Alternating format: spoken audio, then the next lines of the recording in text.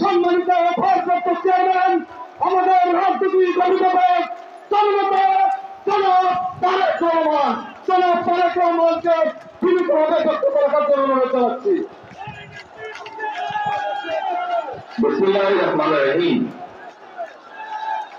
আন্তর্জাতিক শ্রমিক দিবস উপলক্ষে বাংলাদেশ জাতীয়তাবাদী শ্রমিক দল আয়োজিত আজকের এই জনসভার সম্মানিত সভাপতি, মঞ্চে উপস্থিত বাংলাদেশ জাতীয়তাবাদী দলের সম্মানিত মহাসচিব জনাব মির্জা ফখরুল ইসলাম আলমগীর সহ উপস্থিত সম্মানিত স্থায়ী কমিটির সদস্যবৃন্দ, মঞ্চে উপস্থিত বিভিন্ন পর্যায়ের নেতৃবৃন্দ, আমার সামনে উপস্থিত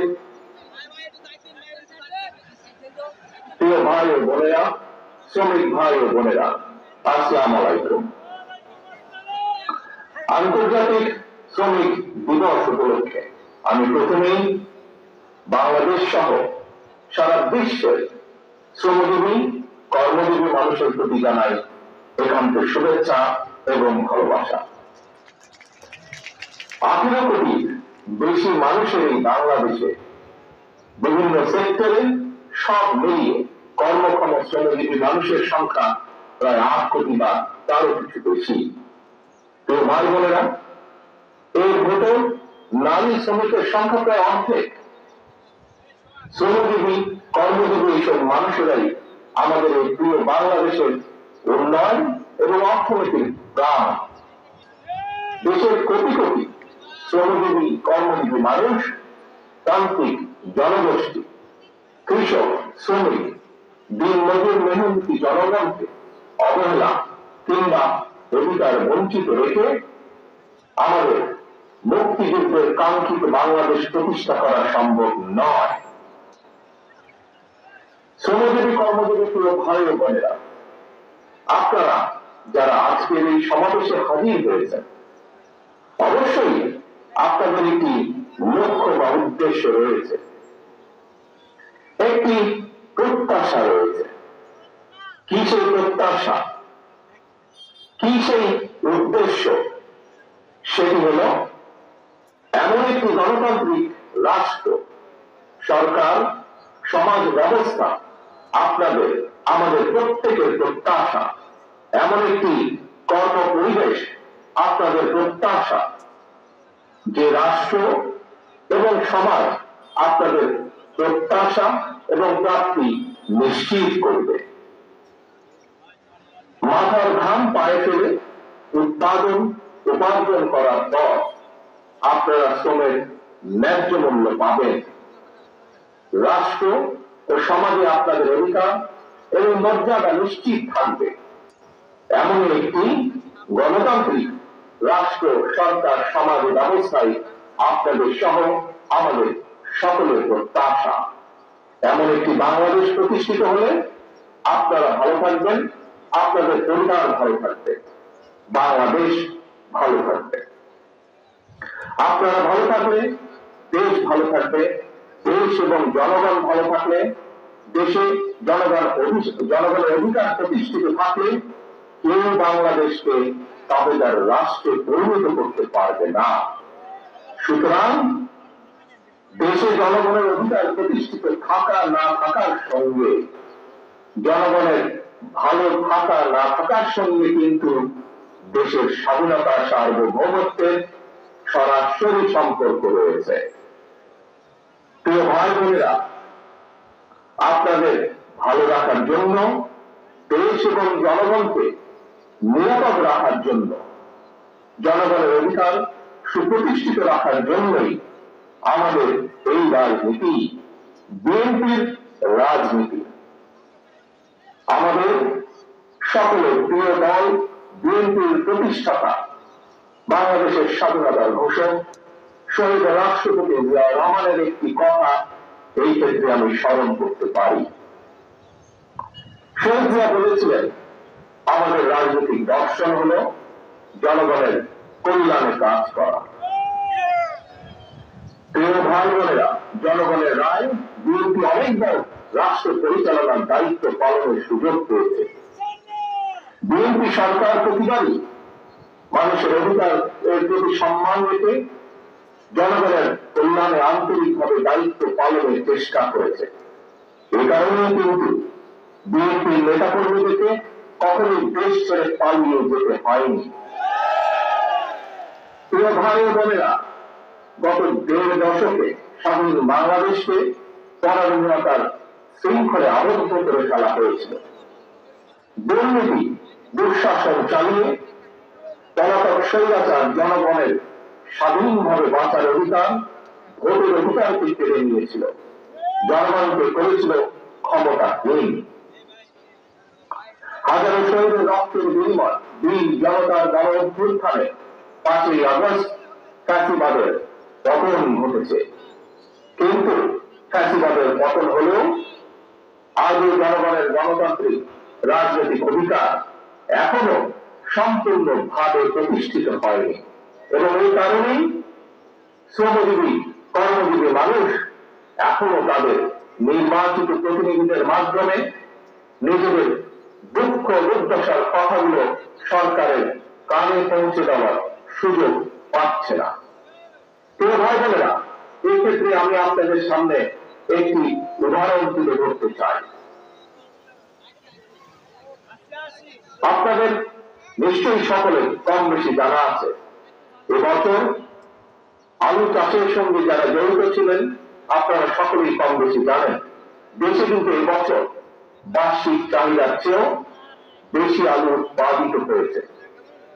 আলুর বাম্পার ফলনের কারণে কৃষকের মুখে কিন্তু হাসি ফোটার কথা ছিল, অথচ আলু উৎপাদন করে কৃষক ভাইরা এখন বিপাকে পড়েছে। একদিকে আলু উৎপাদনের খরচ ছিল দ্বিগুণ, অপরদিকে উৎপাদিত আলু সংরক্ষণ করতে গিয়েও কৃষক ভাইদেরকে দ্বিগুণ খরচ গুনতে হয়েছে। শিল্প কারখানা, গার্মেন্ট সহ প্রতিটি সেক্টরে শ্রমজীবী কর্মজীবী মানুষদেরকে এই ধরনের বহু দীর্ঘ সমস্যা মোকাবেলা করতে হচ্ছে। আরেকটি বিষয় আপনাদের সামনে আমি উল্লেখ করতে চাই, সেটি হল ফ্যাসিবাদী শাসনের অবসান হওয়ার পর এবছর রমজান মাসে নিত্য প্রয়োজনীয় দ্রব্যমূল্য তুলনামূলকভাবে সহনীয় ছিল। এই জন্য আমরা আমাদের দল এবং জনগণের পক্ষ থেকে অন্তর্বর্তীকালীন সরকারকে ধন্যবাদ জানাই। কিন্তু প্রিয় ভাই বোনেরা, রমজান শেষ হওয়ার সাথে সাথে পুনরায় চাল তেলের দাম বাড়িয়ে দেওয়া হয়েছে।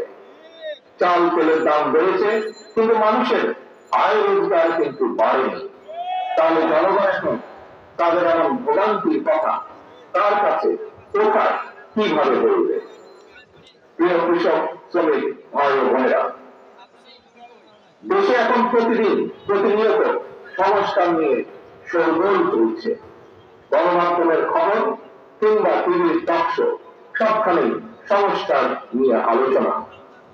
কিন্তু সংস্কারের যে এই এত কর্মযন্ত্র চলছে, এই কর্মযন্ত্রে দেশের শ্রমজীবী মানুষের কণ্ঠস্বর কোথায়?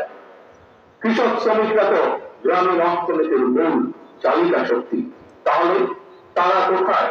তার কাছে কিভাবে তাদের সমস্যা সম্ভাবনার চিত্র তুলে ধরবে? কে তাদের প্রতিনিধি? রাজনৈতিক দলের প্রতিনিধি হিসাবে আমরা মনে করি প্রান্তিক জনগোষ্ঠীর দুঃখ দুর্দশার সমস্যা সম্ভাবনার কথাগুলো যাতে রাষ্ট্র এবং সরকারের কানে পৌঁছে, এই জন্যই জনগণের প্রত্যক্ষ ভোটে নির্বাচিত জনপ্রতিনিধি, নির্বাচিত জাতীয় সংসদ এবং নির্বাচিত সরকার প্রয়োজন। কারণ জনগণের প্রত্যক্ষ ভোটে নির্বাচিত প্রতিনিধি, নির্বাচিত সরকার অবশ্যই জনগণের কথা শুনতে বাধ্য। ভাই বোনেরা, জনগণের কাছে জবাবদিহিমূলক সরকার প্রতিষ্ঠার জন্য রাষ্ট্র, রাজনীতি এবং সরকারের সংস্কারের জন্য বাংলাদেশের পক্ষের রাজনৈতিক দলগুলোর সঙ্গে আলোচনা করে 2023 সালে বিএনপি 31 দফা সংস্কার কর্মসূচি ঘোষণা করেছিল। সংস্কার কর্মসূচি নিয়ে বর্তমানে বিএনপি সারা দেশে জনগণের বিভিন্ন শ্রেণী পেশা জনগণের সঙ্গে সংলাপ করে চলেছে। পাশাপাশি সংস্কার কর্মসূচি বাস্তবায়নে বিএনপি অন্তর্বর্তীকালীন সরকারের সাথে আলোচনা করছে। কারণ রাষ্ট্র রাজনীতির গুণগত পরিবর্তনের জন্য যেমন সংস্কার প্রয়োজন, একইভাবে জনগণের রাজনৈতিক ক্ষমতা নিশ্চিত করার জন্য, জনগণের ভোটের অধিকার প্রতিষ্ঠার জন্য প্রয়োজন নির্বাচন। বিএনপি মনে করে সরকার এবং নির্বাচন উভয়ই প্রয়োজন। অন্তর্বর্তীকালীন সরকারের প্রতি আহ্বান, আপনারা একটু সতর্ক থাকবেন।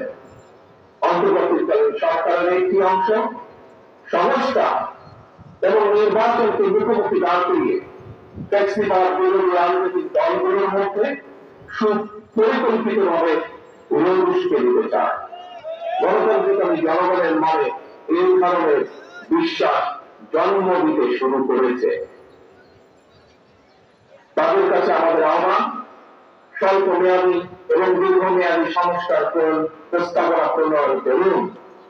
কোন রাজনৈতিক দলের আপত্তি নেই, তবে পাশাপাশি প্রয়োজনীয় সংস্কার সম্পন্ন করে আইন শৃঙ্খলা বাহিনী, বিচার বিভাগ এবং নির্বাচন কমিশনকে প্রস্তুত করুন। সুনির্দিষ্টভাবে আগামী জাতীয় নির্বাচনের রূপরেখা ঘোষণা করুন। অন্তর্বর্তীকালীন সরকারের কর্ম পরিকল্পনায় পথ নকশা গণতান্ত্রিক জনগণের সামনে সুস্পষ্ট থাকলে জনগণের সন্দেহ সংশয় কেটে যাবে।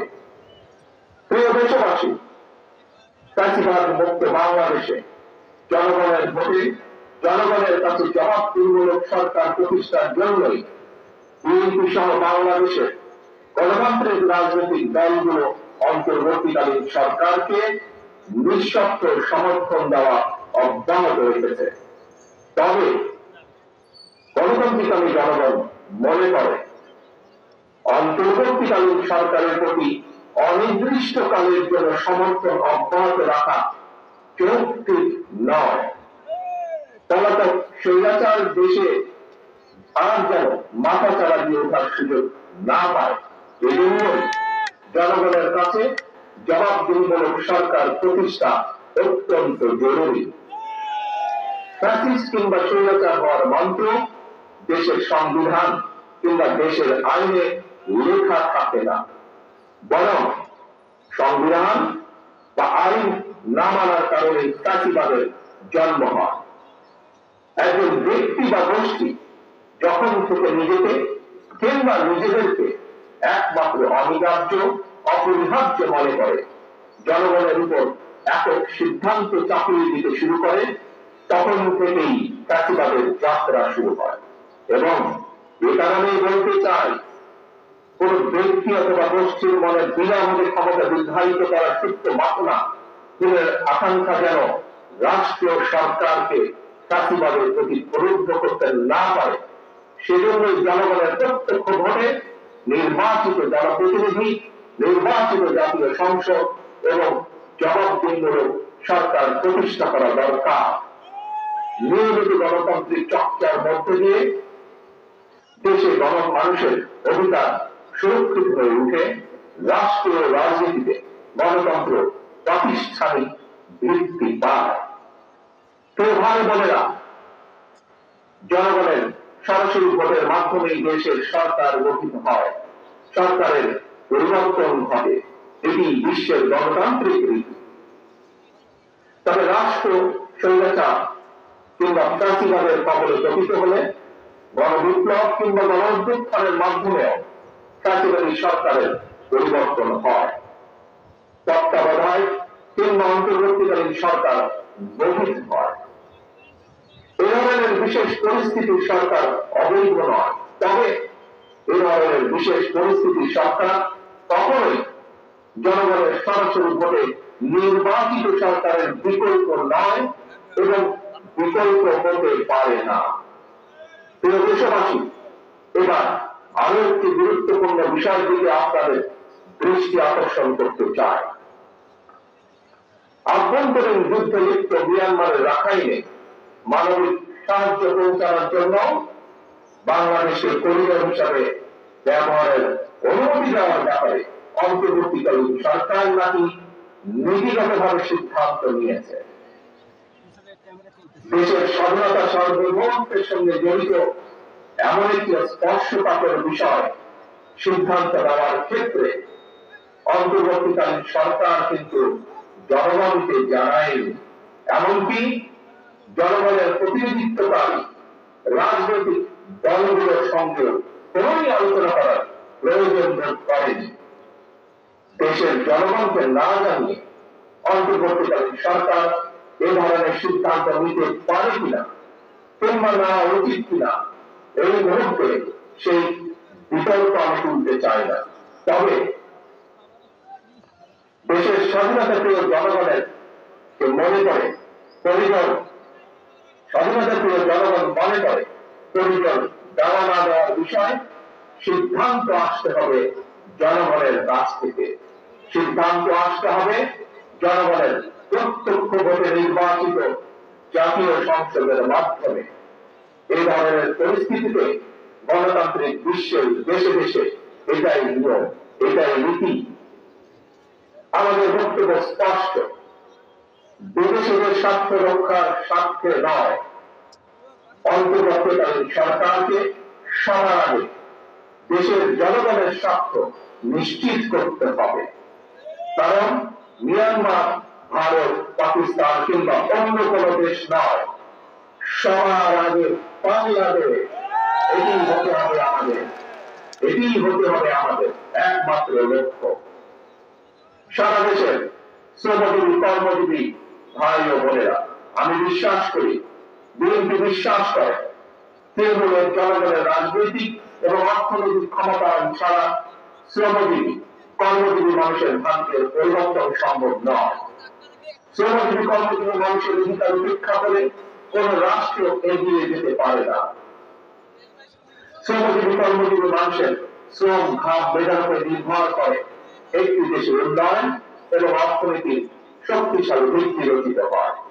প্রিয় দেশবাসী, 1971 সালে অর্জিত মুক্তিযুদ্ধের বাংলাদেশ, 75 সালের 7 নভেম্বরের আধিপত্যবাদ এবং তালিবান মুক্ত বাংলাদেশ, 90-এর স্বৈরাচার মুক্ত বাংলাদেশ, 2024-এর 5ই আগস্টের ফ্যাসিবাদ মুক্ত বাংলাদেশ।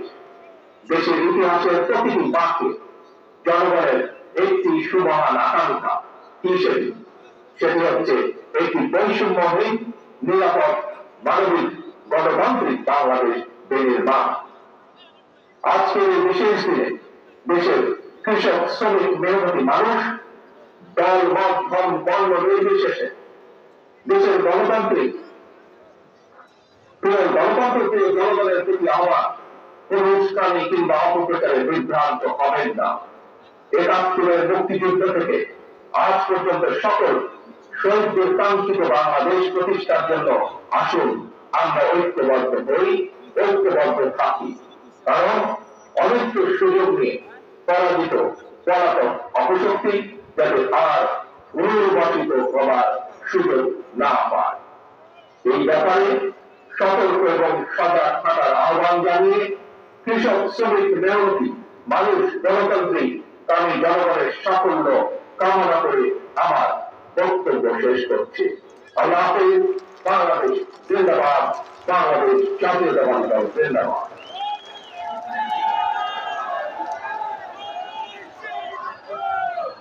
ধন্যবাদ মাননীয় প্রধান অতিথি। আপনার বক্তব্যকে ধারণ করে বাংলাদেশ জাতীয় বিশ্ববিদ্যালয় প্রেসিডেন্ট নেতা বিভাগ করবে। নেতৃত্ব জাতীয় বিশ্ববিদ্যালয়ের আগামীকাল 46তম প্রতিষ্ঠা বার্ষিকী। এই 46তম প্রতিষ্ঠা বার্ষিকীতে আপনারা সকল দেশকে শহীদ রাষ্ট্রপতি রহমান আমাদের পুষ্কর অর্জন করে ওনাদের অংশগ্রহণ করব। বন্ধুরা আসুন নেতাকে নেতাকে গ্রহণ করি। এই কর্মটা আছে, এই কর্মসূচি আছে।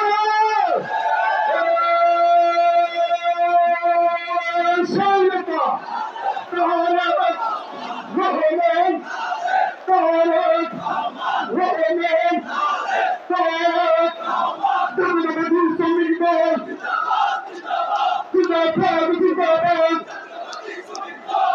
দলের পক্ষ থেকে শুভেচ্ছা দিবসের পক্ষ থেকে